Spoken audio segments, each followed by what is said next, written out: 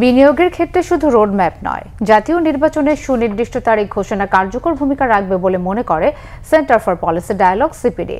গবেষণা প্রতিষ্ঠানটির মতে বিনিয়োগকারীরা রাজনৈতিক স্থিতিশীল পরিবেশ দেখতে চায়। চলমান প্রবণতায় চলতি অর্থবছরে রাজস্ব ঘাটতি 1,05,000 কোটি টাকা দাঁড়াবে বলে ধারণা সিপিডির।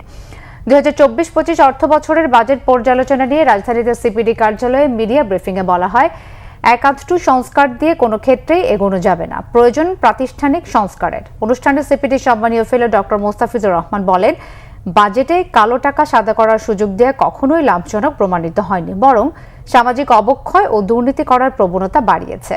জাতীয় রাজস্ব বোর্ড এনবিআর সংস্কার থেকে পিছিয়ে আসার সুযোগ নেই, প্রয়োজনীয় কিছু সংশোধন করে বাস্তবায়ন করার পরামর্শ তার।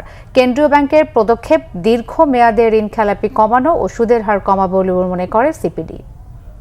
করার যে সুবিধা, এই সুবিধাটা অর্থনৈতিকভাবে এটা খুব একটা লাভজনক প্রমাণিত হয় নাই, নৈতিকভাবে এটা গ্রহণযোগ্য না, এবং আমরা আগে বলেছিলাম যে রাজনৈতিকভাবেও এটা কোনো ভালো কিছু আনবে না।